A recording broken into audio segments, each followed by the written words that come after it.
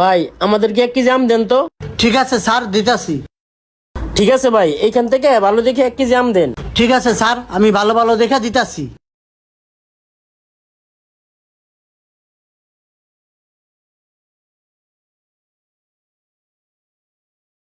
এই নেন স্যার আপনাদের 1 কেজি আম।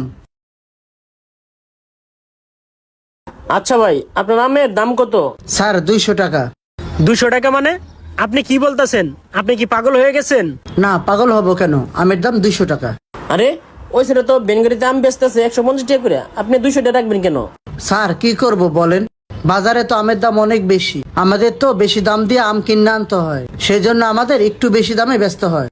বেশি দামে বেচবেন সেটা না হয় বুঝলাম, সেই জন্য কি 50 টাকা কেজিতে বেশি নেবেন?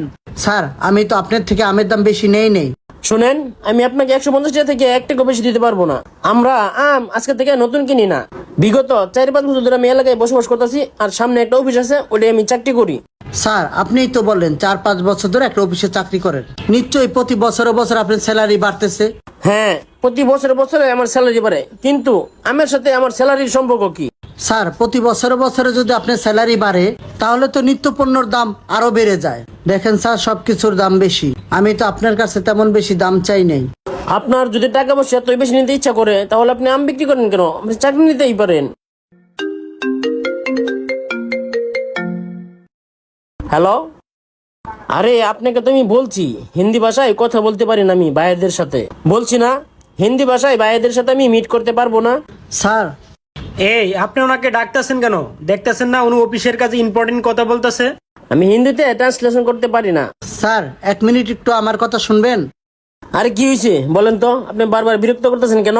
স্যার আমি হিন্দি থেকে বাংলা ট্রান্সলেশন করতে পারি। কি বলতেছেন? আপনি হিন্দিতে কথা বলবেন সিরিয়াসলি? জি স্যার। স্যার তাহলে ওনাকে একবার দিয়েই দেখেন না কথা বলার জন্য। স্যার একবার আপনি দিয়ে দেখেন, আমি হিন্দিতে কথা বলে দিচ্ছি। এই নেন, ঠিক আছে, কথা বলেন। স্যার ওনাকে কি বলতে হবে বলুন। ওনাকে বলুন আমরা ডিল করার জন্য আগ্রহ আছি। ठीक है सर बोलते सी। हेलो, आप जो नया प्रोजेक्ट दिया ना, वो प्रोजेक्ट में वही लोग ने तय किया, बाद में वही प्रोजेक्ट मीट करना चाहते और बाद में वो डील कंफर्म करना चाहते। सर আর কি বলতে হবে বলুন। ওনাদেরকে বলুন সামনের মাসে বাংলাদেশে আসতে। ठीक है सर, अगली महीना में आप वो सब लोग बांग्लादेश में आना पड़ेगा, सब मिलके।